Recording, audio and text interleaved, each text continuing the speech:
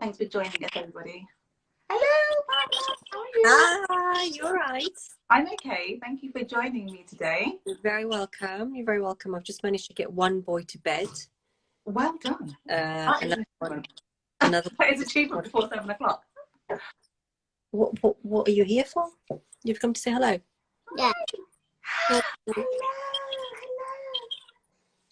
Hi, guys. Okay, Pavna's here. Pavna, can you tell us a bit about yourself? So I know how amazing you are. I do, and that's why I invited you. But can you let everybody know, like, a bit of background, how you got into wedding photography? Because that's not all you do, is it? No. So I'm a wedding photographer. You sit here. I'm a wedding photographer at Bavna Barrett. I've been a wedding photographer for 8 years, just over 8 years actually. And wedding photography really came to me as a fluke. Although since then I have been speaking to someone who tells me that it's not a fluke, that you were meant to do it. And absolutely, I believe that. But basically,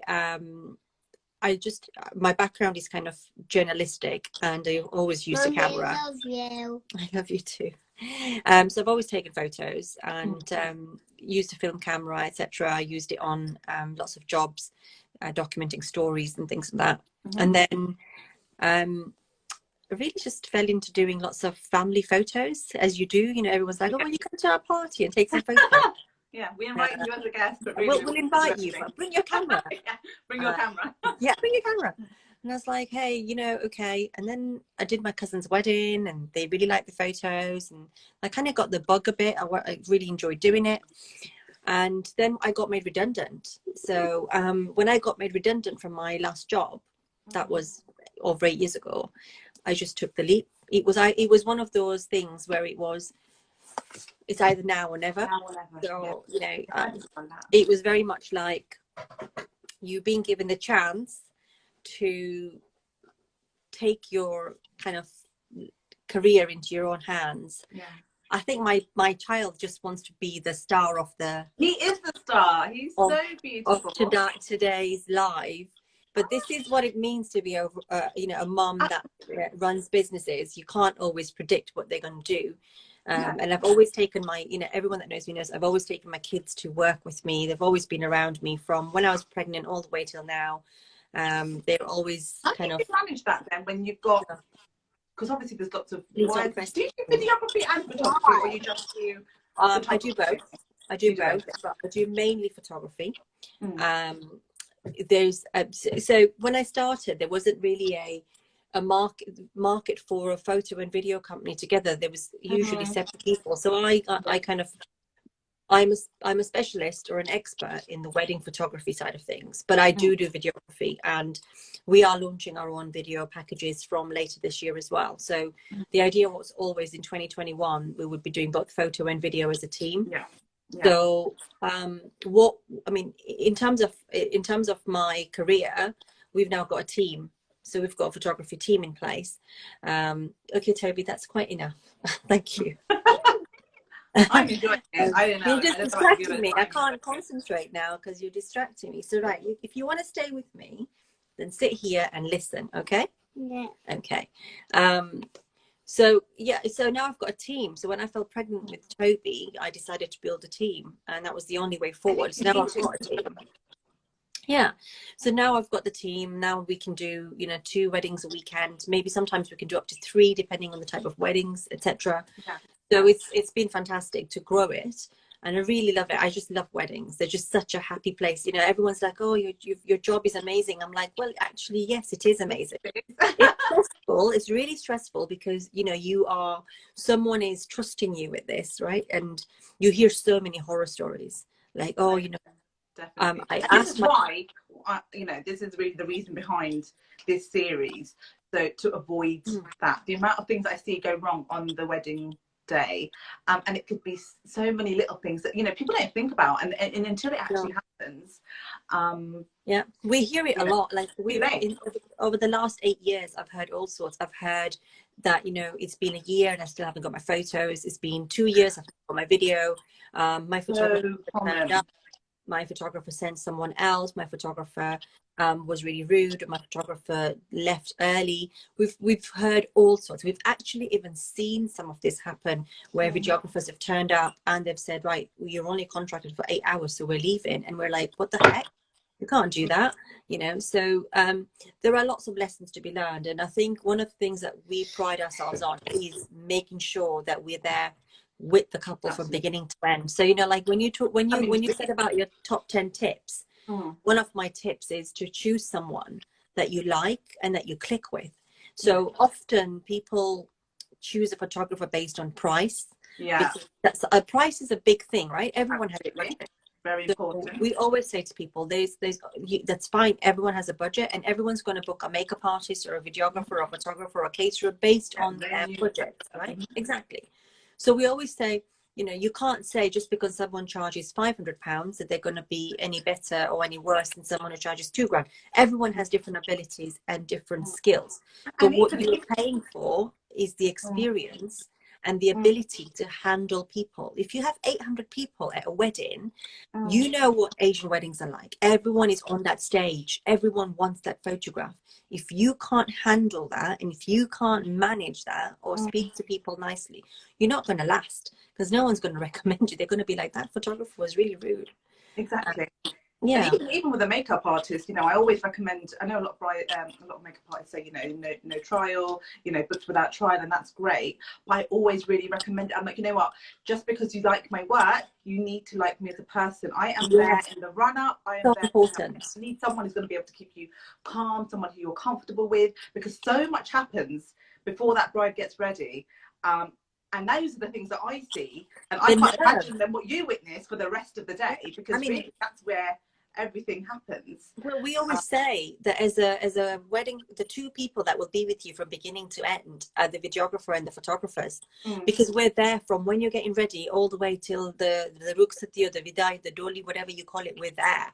So we get to see all the kind of the nerves in the morning when you're getting ready, the happy bits when you get married, and then the sad bits and the, you know, in the party in between. We get to see it all, and we experience the emotions with our couples. You get so close to your clients. We become very attached. I mean, I'm really bad for that. I'm very attached to all my clients. Yeah.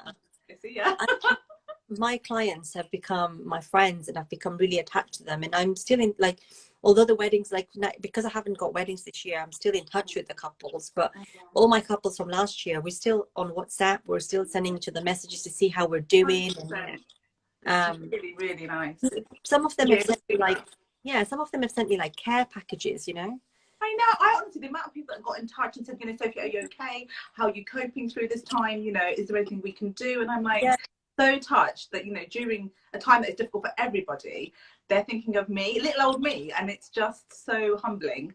But I think we're going to get I think what we should do is, if you give us one of your topics, I will, and I do a question, because we've got quite a few questions that came in, and then that way we can try and please everybody. So I can chat to you for hours, partner. And we've already gone, I wrote them down because I was going to forget them. So I'm going to give you 2 tips straight away.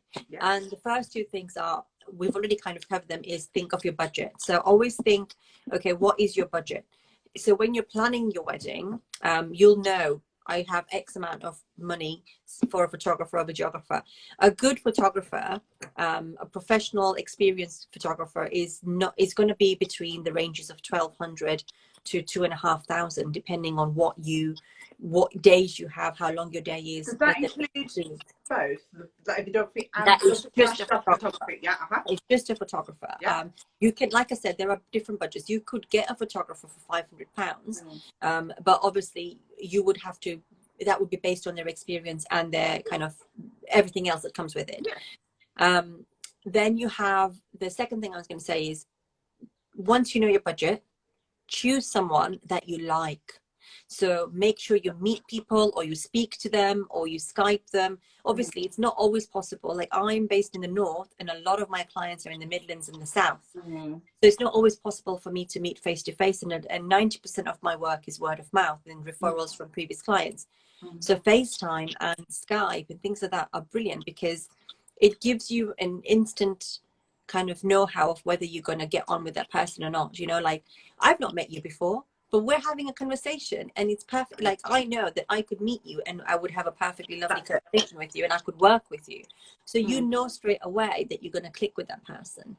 Absolutely. I think it's really important. If at all of your vendors, you know, you have to have that trust, you have to have that instant rapport, I would say. You know, if you don't feel, the amount of times I get brides saying, do you know, I just know I want you, I just know, I can tell from the phone, I can, and I'm like, well, just, it's been 30 seconds, you know, give this time. Because even on the day, I want to be with somebody, I want to be with a bride I can 100%, you know, satisfy and make happy. So if there's got to be that connection, and I really absolutely, I agree. I encourage my brides, you know, don't just trial with me, trial with other people, you know, trial with, take as many, you know, as you can, because that you're never going to get that day back.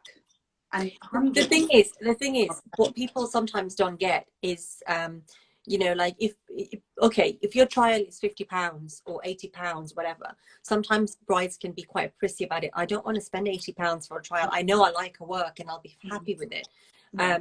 And then if they're not happy with it on the day, you know, it's that moment of regret. Oh, I wish I would. Or even if you're happy with the work, but you didn't get along with, or there was no connection, or there was no. I'll tell you, it takes so much away from the experience. Absolutely, I did a wedding last year.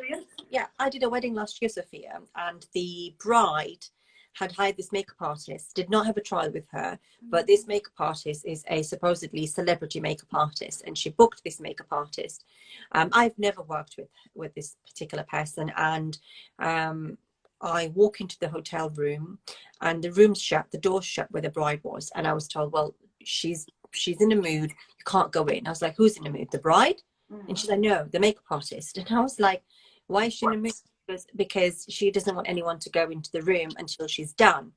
So I was like, hang on, she's been paid, I've been paid. She's been paid to do her job, I've been paid to do my job. So I'm going to go in there and see what the problem is. And I went in, I was like, hi, how you doing? I'm Bhavna. You know, when do you think we can start taking photos? Because, you know, we're kind of, otherwise we're just kind of sitting around doing nothing. I don't want you to take any close-ups of my bride until I'm done. I will pose her for you. I will do X, Y, Z. I think there needs to be a good rapport. And I was like, okay, yeah, I was like, hang on. You will not pose her, because that's not what we do. We will do what we need to do. You just let me know when I can come in. Okay, fine. Can you please leave the room? I was like, okay. 20 minutes later, I went in. I was like, this is ridiculous. Like, come on. I won't be in your way. I'm not going to be anywhere in your way. There's a balcony in front of me. I can be in that balcony. I'll be miles apart from you. I think no, artists you're just going to be in my way. And I think some artists forget that actually you are servicing the bride. It is within the bride's interest to have that. Unless some photographers can be intrusive, and I have had it where you do, you know, they've been like, oh, can you just pose, can you just hold it like this? And I'm like, okay, but you know, she really needs to get ready, and I am so, oh my god, about time. I'm really like, if I've given you a 9 a.m. time that you're going to be ready, trust me, you are going to be ready. Like, I will not compromise. You're like us in a way, because we work, a lot of the makeup artists we work with, we are very particular. So we would say to them, can you make sure the bride's ready by a certain time so we can come in and do the portraits, or, you know, we can always mock shots up later, that's fine, but get her ready. That's the main thing, you know. But often you just, you know, it is definitely the rapport building. It's it's key. And we're working in the same room. So I would rather have a nice banter going between myself and you. And it makes the bride happy. Relax the bride. You know, it's like a party. It's so important. And I think a way to avoid this situation from like a bride's point of view is that, which I always say to my my brides, look, get me an itinerary from your photographer. Let me know, you know, speak to your photographer, find out what's going on in the day, get that timing sorted out in advance, so that the, you know, photographer's got his time. Because at the end of the day, you know, no point looking amazing if you've got nothing to remember it by. Every part plays, every vendor plays their own part in ensuring, so, you know. That brings me on to one of the other points that we have in my tips, is that make sure you have an itinerary. So make sure you have one for all the suppliers, so everyone knows when they're arriving, when they're leaving, what the key moments are. So, you know, if you say your makeup artist is arriving at 5 a.m. it automatically tells the photographer what time they need to be there. So for me, if a makeup artist is coming at 5, I'll arrive at 5:30, 6 o'clock. Give the makeup artist some time to set up, get started. Nobody wants photos of the bride in foundation. The bride doesn't want photos of herself in foundation, right? But it gives us time then to arrive, for us to set up. We do the detail shots. We kind of have a little chat. I'll always have a cup of tea wherever I go. Everyone knows me. And she's like, "Where's the char? Bring the char. Where's the char?" And bring it, you know. So I'll kind of, it just automatically makes the whole, diffuses everything, because it's like, okay, well, she's here, she wants a cup of tea, right? You know, and then I'll have a chat with everybody that's there, and then we'll get started. But having an itinerary is key, because it means to set the day out for everything, you know. My brides know. For everybody. Exactly. And so that's a lot of ways you don't take it into consideration, and then so much of your day is lost, and so much of your day is wasted, because nobody knows what they're doing. Even if you don't, to be honest, you know, a lot of time you can't stick to it. Things do happen, and you can't get away from that. But at least you have some kind of plan of what's going on, and then there or thereabouts, things, you know, you tend to get everything that you wanted to get. I think it's either getting a wedding planner on board, or a wedding coordinator, so they coordinate your day, or having an itinerary that's going to help all your suppliers, and have the same one that goes out to everyone. And you can do it a week before the wedding. It doesn't need to be months and months in advance, because things change. We understand that. So a week in advance, so we have it, so we can kind of go through it. We can then say, actually, this isn't going to work. You know, things like, how much time are you allowing for your portraits? You know, that's not going to work. We need more time, or we need less time, or how can we shuffle things around? But also things like having the addresses down for places. You know, it's key that you give us the right address. So when you give us the itinerary, we always say, make sure you have the right address for every single venue. So if you're having a Hindu wedding, and you're getting ready at home, and then you're going to the temple, and then you're going to a hotel, and then you go into a different venue for reception, that's 4 different addresses. And then the groom's address, so 5 different addresses for us to keep track of. And if you have it in your itinerary, everyone's got it, and you know it's there, and you've provided it. And things like parking, we always say to our clients, provide us with a parking space. There's no point if we can't get to you. You know, you paid all this money, and then we're stuck out on the streets. So these little things. We had an experience quite early on, so about 5 years ago or so. I was doing a wedding, and it was the church ceremony, and there was no parking outside the church. And we were both of us couldn't. We were 2 photographers and 2 videographers, and none of us could find parking. And so the whole ceremony was getting delayed because they were waiting for us. And the bride's like, I'm just going to have to enter. I can't help it. And we're like, well, there's no parking. Like, where are we supposed to park? We managed to park it about a mile away. But you've got the level of stress and tension and anxiety for everybody. So, and then animosity when you turn up, you know, and it all can be avoided with simple. And so since then, we always say, since then we always say, right, can you please, is there parking at the venue? If it's limited parking, can you make sure there is parking space for us, so we can, at least one of us can park, so we are ready and we can jump out and we can do what we need to do. So you've already touched on a couple of the other points, which is like making sure you have an itinerary and a schedule that you can pass on to your clients. That's really key. That makes your day go smoothly. You know, it's an Asian wedding. There's always going to be. Get ready. Especially when you've got, I mean, often my brides have two events in one day, or even over 2 days. So if I'm coming back later on in the day, I need to know what time, you know, A, so I can manage my day, B, so I can manage you. And, you know, we do spend, I don't know about other makeup artists, but I spend a lot of time managing my brides and sort of saying, okay, you know, look, we need to be back at this time. This is exactly how much time I need. I know I'm fairly accurate with that. I need to undress you. I need to get that makeup off. I need to do all those things and get you remade up, you know. Little tips like, even if you go, little things like, sometimes you can speak to your venue and say to them, can I have a separate entrance, a hidden entrance, or another entrance, so I don't have to pass all my guests? Oh, your internet's breaking up. Is it mine or yours? Yeah, I think it might be yours. Okay, mine is full. Yeah, hang on. Yeah, so you know, even if they, got me. If they can speak to the venue and they can like sort of arrange another entrance, you know, because there's always lots and lots of entrances for some of these places. If you can avoid seeing your guests on the way back in, because you know you've just had the most important day of your life, they're going to see you come back after the Vidai, and they're going to be like, "Oh my God, it was amazing! I want to tell you how amazing you looked, how fantastic it was." It's all emotional. You are eating into the time that you can spend with your photographer, that you're going to spend with me to get you ready for that, and then before you know it, your whole day's gone. Even that half an hour, 10 minutes, 15 minutes, it all adds up. So there's lots of little things that you can do. Just bear in mind in advance. So one of the things that we so this is another tip from me, is to make sure that you have a list of group shots. So one of the things that we know that eats into a bride and groom's time on the wedding day is group photos. Now, with a lot of Asian weddings, we've done in excess of 40 group shots at some weddings, and if you think of each wedding group photo as like 3 to 5 minutes, that's a lot of time. I must say that something that I'm very proud of, and we're very, very efficient at getting the group shots done. We're very good at them because we've been doing that for 8 years. It's clockwork, right? But the thing that helps is to have someone from either side that is able to coordinate that with us. So we don't know who these aunties and uncles are, right? We don't know who your kakas are, mamas are. Even a couple of my weddings last year, I had that. I was, you know, hanging around because, you know, got another event. There's no point in going home and coming back. And I'm watching people, and you know, they're calling out, you know, can the Goyles come? And you know, 5 minutes later, you know, can the Goyles come?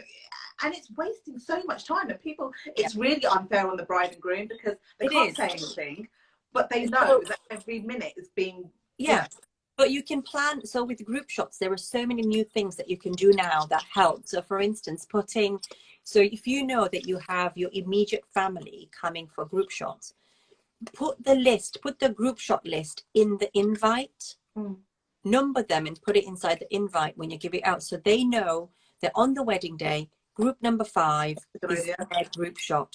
So they know they're not going anywhere. They're not going to go for that quick lunch and queue for that lunch. They need to wait until their photo is done and then they can go off for lunch. So there are things like that, but also coordinating that with us and making sure we have a list means we can keep on top of it. If there's a Toastmaster, the Toastmaster can do the same for them. It just makes the day go smoother, but it also allows us to then say to the couple, look, if you've got 40 group shots, we're only going to have 15 minutes of portrait time. Can you cut your group shots down? Yeah. Okay, yeah, we can, or we can't, and then we work around that. So saying, you know, the worst thing is people come on stage and you know what they're like, congratulations, hugging, congratulations. And so we're very firm, but we're very polite. So we're like, you know what, please hug them and congratulate them later. They're here for the rest of the day. Managing expectations as well. If your bride knows, like my brides know that, look, you know, this is the time that we're working with, you know, and it's for your benefit. I make it clear that, you know, this is not for me. This is because I want your day to go as well as possible. And I think if you manage that expectation, they're very, very welcoming, and they want to work with their suppliers to get, you know, to understand why, you know, we don't have anywhere else to be. We've been booked, you know, we've been paid. Yeah, I mean, look, I've got one of my previous brides in here. Hi, Krupa. And Krupa knows, Krupa, I mean, you know, I'm sure she will give you an insight, but we always work with them. So we always ask them, what's your timeline?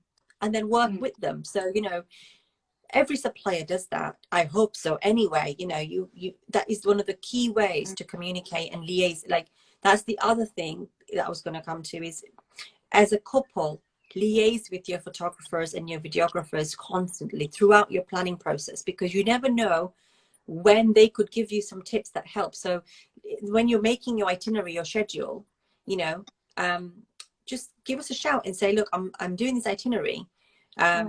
When shall I put in the group shots? Or how many?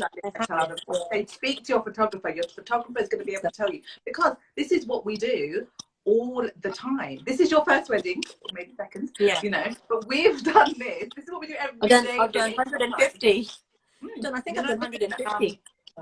So we know what we're talking about, especially, you know, the amount of insight I think a photographer has is very rare, because you get into everywhere and you see everything, which is very rare for any other supplier to do that.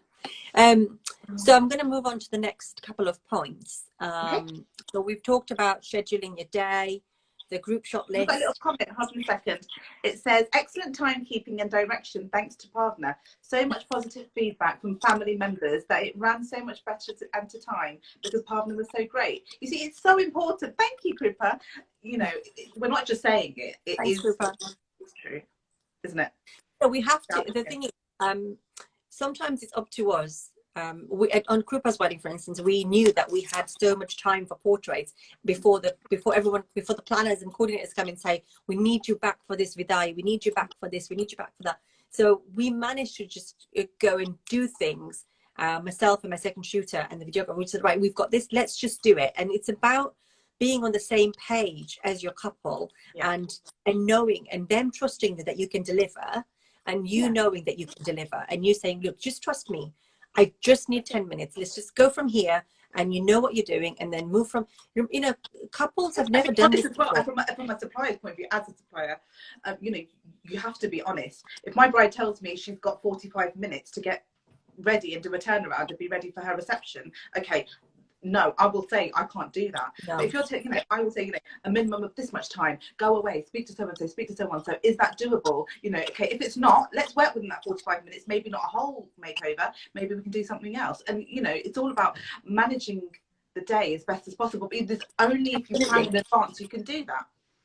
But if you don't, no. You're stuck. The thing is that's, I mean, I think the whole of our conversation is going to boil down to time, isn't it? Because if you manage the time the best way you can, everything on the day is going to run. So if you communicate, you have the highest chances, don't you? Yeah, I mean, there's always family breakdowns and meltdowns and dramas. We see it all. Asian weddings. There are people who say to us, "Oh, how many hours will you be there for?" You know, it's one of the key questions. How long will you stay at the wedding? Mm-hmm. And I always say we're there from the beginning to the end. And the end for us is when the dance floor is full. Okay. Mm-hmm. So the reason we say that is because if I give you a 10-hour package, you have no idea what's going to happen at an Asian wedding. They always freaking overrun, right? There's very few of them that run to time, like Krupa's was perfect, run to clockwork. You know, there are some weddings that, you know, they run to clockwork. They're on tea, but so many of them, they deviate, and, you know, there's always this, you know, the cake hasn't arrived, or the caterers are running late, or the decor isn't finished, or, you know, all anxiety at the door. Yeah, all sorts of things. Even like, I'm just a makeup artist, but the amount of times I'm feeling, oh my god, I can't believe this is happening. One of my brides, she had we've had it, you know, the guest book. Yeah. So her photographer had done a guest book for them, and they spent so much time picking the trimmings, everything, getting the photos done for it. Massive part, you know, the welcome guest book of their entrance, like welcoming their guests. Everyone was going to sign it, and in the end, on the day, I overheard the conversation. No apology, no nothing. It just wasn't available. And I'm thinking, I was shocked. I felt so bad for her. Wow. And that's really, you know, I thought, you know, all these little experiences I've had are really what brought this series about, because no bride should feel that or have those situations on their wedding day. I mean, you can't avoid everything. I mean, we've had, you know, there's always, you know, there's a fisherman here, by the way. Okay. I think in the end of that story, what happened was the groom's dad had to go to Marks and Spencer's and pick up any guest book. Oh my God. On the wedding day. Can you believe it? I was just so gutted for them. I was, I'm so sorry. I'm so sorry you're going through this. And then, you know, she's sad. And I'm having to cheer her up. But, you know, I feel devastated for her, you know. That's awful. When can you, on that, in regard to that, when should you expect, do you do a wedding guest book or anything like that? We used to do them. We don't often get asked for them anymore. We tend to do more, because we do pre-wedding shoots. We tend to do more slideshows for our bride and grooms that go on the backdrops for the receptions. And sometimes they get canvases printed. And, you know, that story that you just said, there's something similar. Last year, one of my really, you know, there's a couple that has become really good friends with me now. They had a Sikh wedding. And then on the reception day, which was the next day, we went to Portugal with them for their pre-wedding shoot. It was incredible. The video and the slideshow and stuff was meant to be shown at the reception, you know, so when they walk in, the video was meant to be shown. Unfortunately, the whole screen, there was a power cut, and the screen would not boot up again. And they couldn't have it. They couldn't have it on the back. You know, we were like, what can we do? There was no one's fault. Yeah, there's nothing. It's not like it wasn't ready or prepared. There's nothing you can do in that situation. There are things that can, you know, we actually delayed the wedding because they were trying to fix it, and in the end they just said, you know what, we'll just forget it. We're just going to go in because this is just taking too much time. So you can't predict what's going to happen on the day, you know, and it could just be things like traffic, you know. So if you're getting married in Harrogate, and then the Harrogate races are on, or the fair is on, you've got queues and queues. You've got to preempt all these things, and that's why having a schedule is so important. Because if you know I've got to be at my bride's for 6 a.m., you know I'm going to miss the traffic going there. But when I'm leaving her house to go to the venue, I'm going to be in traffic because it's 9 o'clock. So do I have the best route with me? Do I have the best, you know, directions? Is there parking there? So when I get there, I just park and then I'm there. So all these things, when they come together, make things a lot smoother. Perfect and day. It just gives you the perfect day. Yes, sweetheart. All these perfect opportunity, and like you said, there's always room for things to go wrong, which you could just not predict. But the best way to do it is plan. Plan. What happened? Sorry, apparently he's got hurt. What's happened? You okay? It's not torn. It's still Oh, sorry. Okay, I have a question. One of the questions that came in: how many hours can you spend up to editing photos? Because, you know, imagine that, how much, you know, people say, oh, you know, £1,000, £2,000, £3,000, you know, you're charging so much money. But actually, we've just talked about all the work we do before the wedding, and then I want you to tell me sort of how many hours. What's the most you've done? Like, so we did the thing is, okay, you've got to take into consideration that for us, if we're doing an Asian wedding, like a Hindu wedding or a Sikh wedding, or even a Muslim wedding, sometimes it's not about one day. We did a wedding last year which was 6 days, so we were shooting for 6 days, and we came back and there was 2 of us shooting it. So when I came back, I had over 25,000 photographs to go through. 25,000 photographs. You know, it's a lot of photographs to go through. And we try and say that we're going to deliver the images in the peak season. So when it's from May to kind of September time, we don't expect clients to get anything back. It's up to 12 weeks. Sometimes it takes longer. So when I've been pregnant, or when I've had the kids, when I was, you know, so with Toby and Bryn, I gave birth. My clients are very understanding. They're like, it's fine, take your time. So sometimes it can be up to 4 months. But we try and get them to the client as soon as possible, you know, like up to 6 weeks, you know, is something we try to do, is we try and get them, because quite a quick turnaround compared to the stories that I've heard. Tina's got a question. She's saying sometimes you can plan but cannot have control over all external factors, so almost you have to put that into your plan as things that can go wrong. That's why I tell my brides, I'm like, look, you know, we're going to plan, but you know what, some things are not going to go to plan, some things are going to happen, and we're going to work over it. It doesn't matter. And the main thing to remember is, you know, people don't know that you know, the Goyle family was supposed to come before the I don't know which family. Do you know what I mean? It doesn't matter. They're not going to know any different. But at least you will have more control over your day by having a plan in place, rather than having no itinerary, no plan, and just let it go, and nobody knows what they're doing, and it's just, you know, you hit the nail there, because that is it. You have no, and Tina's right, you have no control. You know, it's things like, today it says it's going to be sunny, and then tomorrow it starts raining, or it starts snowing. You can't control that. That's just nature, right? You can't control that. So you're like, oh, I want to go out there and have really, can I have a sunset picture? You know. And I'm like, okay, well, we can have a sunset if there is a sunset, but if there's no sunset, we can't fake it, you know. So it is managing those expectations and saying, okay, you know what, let's be realistic. We can't control what's going to happen. We can't have control over if your wedding car gets stuck. We've had wedding cars tires gets punctured, okay, and then bride's dad had to leave and go and pick her up from wherever it was, and then bring her. So many things. They're like little things, these contingencies. But you can't get heads up about it. It's your day, and you know what it's like. It goes so quickly.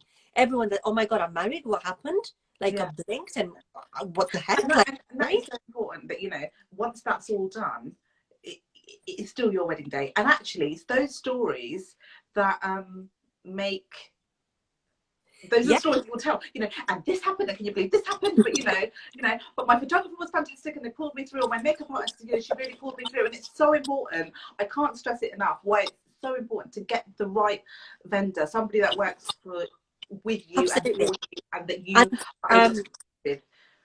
You know, my own wedding sphere, I got married like 15 odd years ago or something.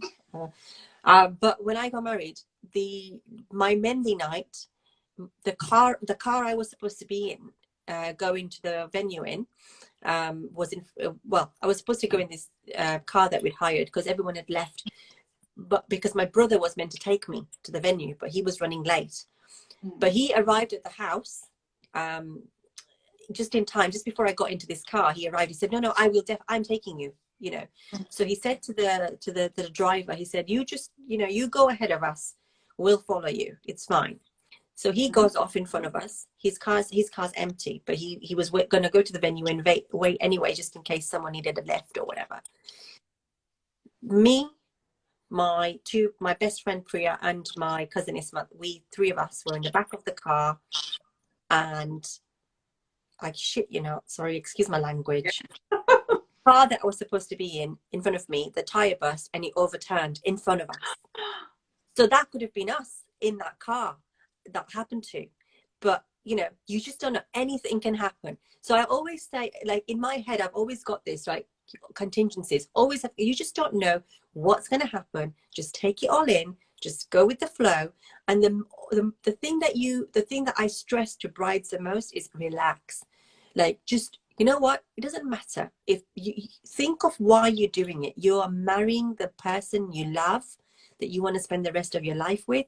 Just look at that person, look at him, and just think about all the happy days that are coming. You know, why you're doing this. You're not doing it for the cake, you're not doing it for the dress. So if your dress gets dirty, who cares? Put it to the dry cleaners. You know, if your cake doesn't get eaten, doesn't matter. You know, these are aesthetics. The thing that matters the most is why you're doing it, and the fact you're going to have beautiful photos to look at, and the memories. So if you're relaxed, your photos are going to be relaxed, and they're going to, you know, look like you. They're not going to look like someone who's just like, you know, it's, yeah. Definitely. I think, you know, my sister got married last year, and obviously I was supposed to be her makeup artist, and on the wedding day, on my way there, I had a car crash, and just that's why I got a bit, you know, and the car overturned a few times on the oh my God. Yeah, and we were really, you know, when the emergency services came, they were shocked when they looked at us, because looking at the car was crushed, they could not believe that we were alive, and her day was ruined. We had the cake. I was taking the cake and everything. That's why she left a comment earlier on, you know, worse things could happen. Your makeup artist might not turn up. But, you know, I was literally in a hospital. I had a brace around me, you know, it was really frightening. Oh, but, you know, like I said, having the right team around you of other vendors, stepping up and sort of saying, you know, we're here. If that person's not, or that person can't make it, or whatever, don't worry, because we're still going to make this happen for you. And that experience that we have as suppliers is invaluable. You know, you can't put a price on that. You know what it is as well?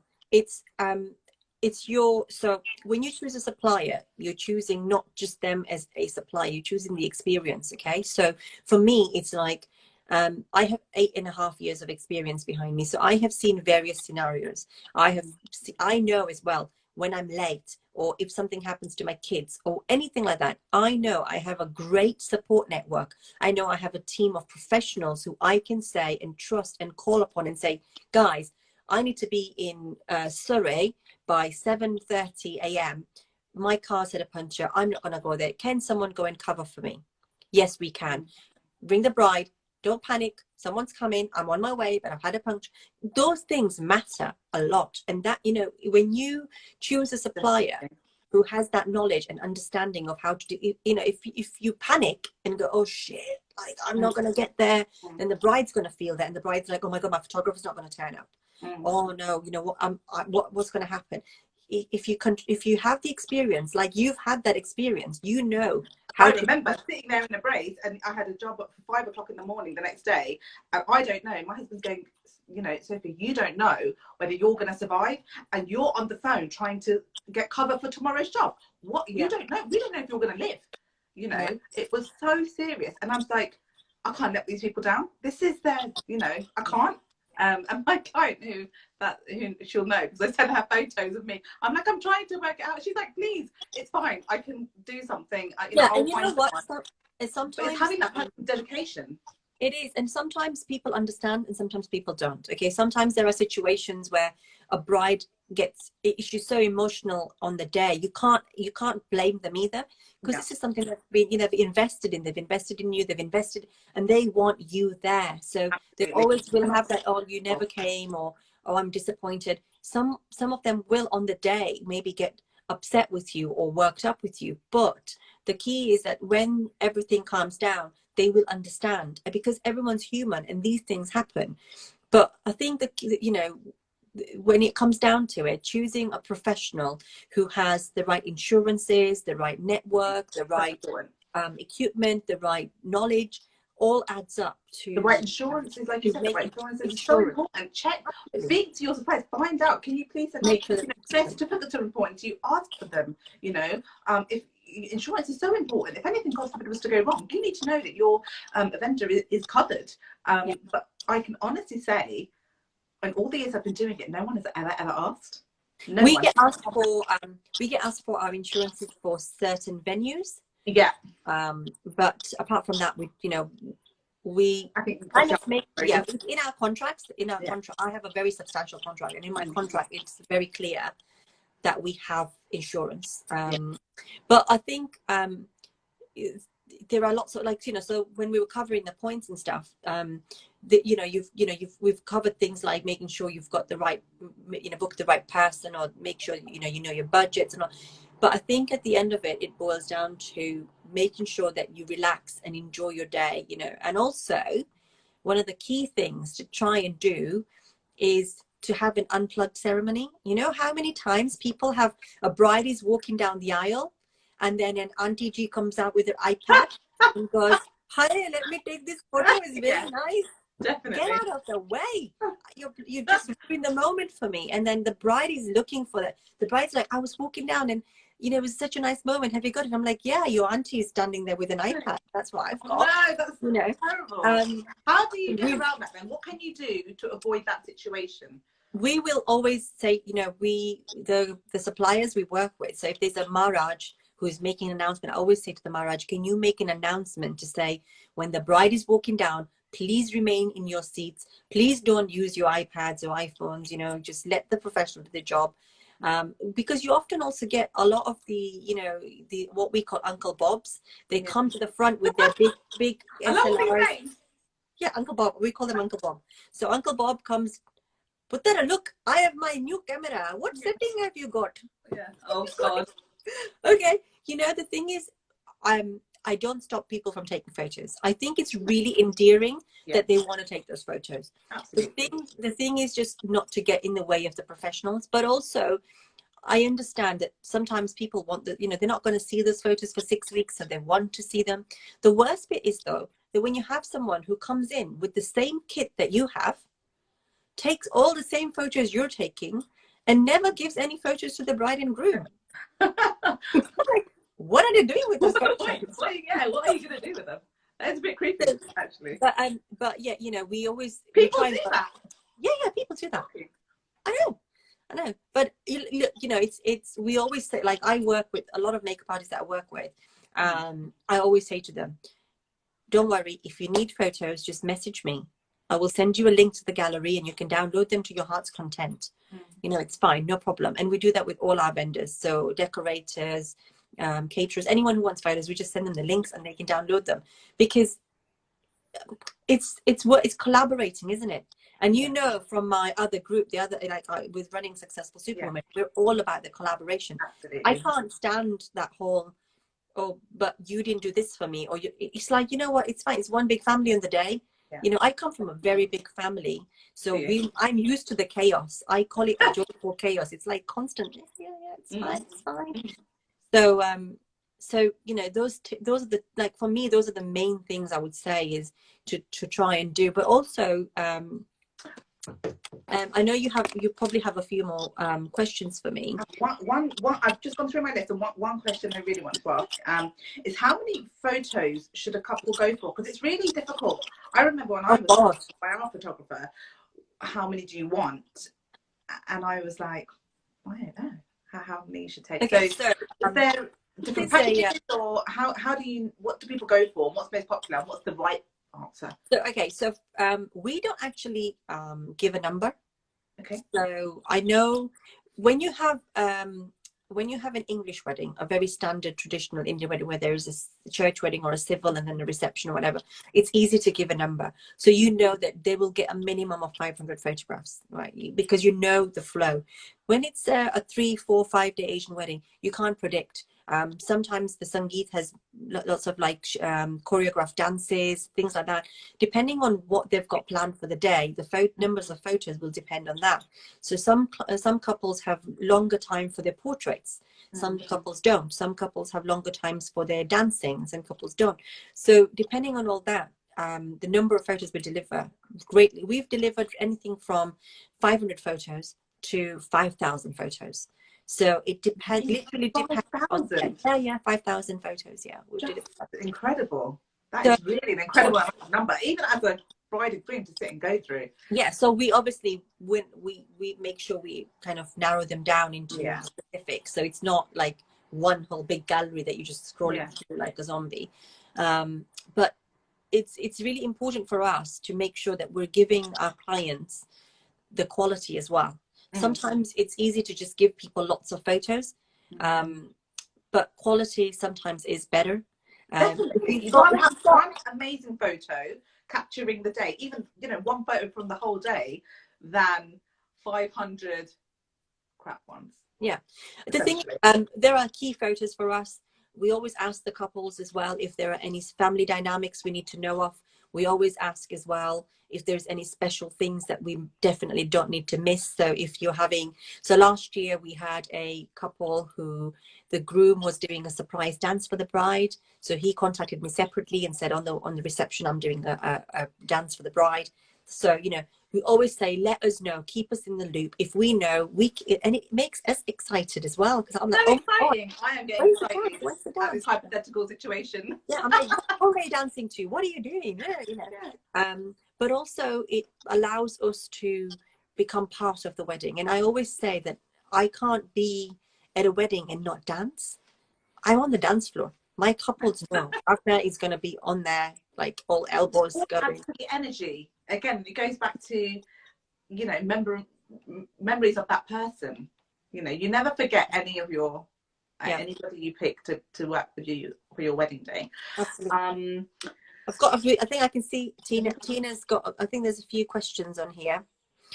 However, when it came to the reception in the evening, I let loose and I didn't care. I'll read the plan. Do you come across that quite often with your? Yeah, I do. In the morning before the very first session, before, you know, in the morning, like maybe like 4, 5, 6 in the morning, they're like, oh my god, Sophia, the day's here, oh my god. And then by the time we get to the evening reception, they're like, I'm just gonna go, I'm gonna have fun, I look amazing, you know, and that's it. And everything is kind of like, do you know what, I'm just gonna enjoy this last moment, this is the last bit of my wedding.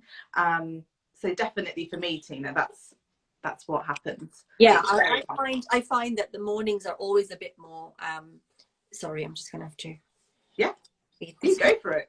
I always find mornings, we try and get our brides as relaxed as possible. We'll, you know, small talk, get them water, so I always say I'm not just a photographer. I can see through that lens. I know when you're nervous. I know when you're upset. I know when I can read your face. So I have a sewing kit in my bag. I have hairpins in my bag, safety pins, all that kind of stuff. I have in my bag. I carry it around because when, you know, things like wet wipes, all that kind of stuff, because if you've not got a makeup artist coming back and you've had a vidai and you need someone to sort you out, who's going to sort you out? Your photographer's going to have to do it. you know, and so you become a lot more than just a photographer on the day. And it, you know, we see the bride from the morning being tense, and then so passionate as well. And that person, because even though people don't understand, because if you're not in the industry you don't understand, but me particularly, I feel, you know, I feel every moment with that person, you know, you know, yeah. I'm there, and you become so intimate in such a short amount of time, and you remember them forever, and they remember you forever if you did, you know, well, for the right reasons or the wrong reasons. Yeah, I mean, I've done nearly 150 weddings, and I still remember every single one of my couple. You know, I'm in touch with a lot of them still. There's still a lot of them still message me. We speak every now and again. A lot of them have children now. There's some of them have moved So do you come abroad. back, like, you just do weddings, or do you go back to the baby I shower and stuff like that? I do other stuff, but I try and do a lot more local stuff for that. So we do corporate stuff and families, but I do more of that locally. I don't travel for that. So yeah, I just keep it to up north. But weddings, we go everywhere. Did you have any more tips that we missed that you had Let that me you see. wanted to really share? Because we've got 5 minutes left. It's just flown by. I've got get your family involved and try and have a pre-wedding shoot. So when I say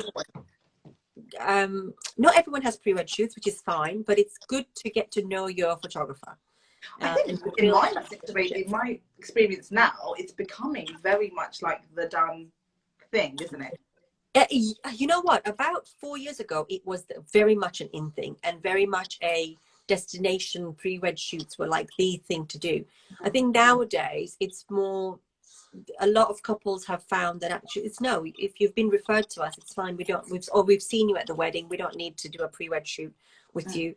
We'll always say to them, if you need it, we're here for it, because it builds. If it's a new couple that's not met you, not seen you, we'll always say, should we arrange for a pre-wed and let's get to meet each other and have a little walk around the lake or wherever we do the shoot. So, and you can be as extravagant as you like with those. You know, some people go to Paris for four days and do like early sunrise shots and all that kind of stuff. Again, all depends on budgets. Everyone's budgets are different. And then you've got, when I say getting family involved, delegation, basically. So if you're not going to have a wedding planner, the only other way you can relax on your wedding day is to trust that for your friends or your family members are going to do the things that you want them to do. So like, get someone to be in charge of bringing the cake out, get someone to be in charge of making sure that the flowers have arrived, make someone in charge of giving the money to the makeup artist or to whoever needs the money. Definitely. Or whoever needs, you know, or making. I think before I used to, initially years ago, I would sort of say, okay, you know, just pay me on the day.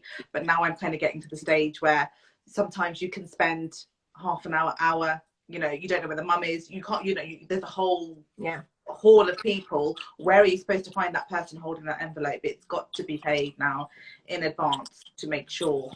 Yeah, and I think, to be honest, the professional way to do it would be like we take payment in advance, and I think that's the professional way to do it. That's kind of the industry standard. My contract does say that, but I do find it like, oh, you know, can I just pay you on the day? And I'm like, a nice person, but okay. But then I think now I'm getting up to the stage where I'm starting to have to be a little bit stricter, you know, and say at least very least the day before. And often, actually, a lot of brides actually prefer, but Sophie, you know, 2 months in advance. So I said, can I just pay you now? I just don't want any hassle on the day. And I'm like, yeah, great, you know, go for it. I mean, you have to be flexible. Most people have PayPal now, so you know they can just do it the night before if they want, you know, as long as it's done. So I think the crux of it all comes down to, as we said, making sure that you have a good plan of what you want and do it how you want it. Sort everyone else. Like, you know, if you want a 5-tier cake, get a 5-tier cake. So important, exactly. The amount of things that people are like, oh, you know, I wanted to do it this way, but my mum thought, my dad thought, my cousins, brothers, next door neighbour thought, you know, it's your day that, you know, maybe somebody else is contributing financially to, but ultimately you're going to have that memory forever. Don't you know, you have to. My wedding, other people have to accept it.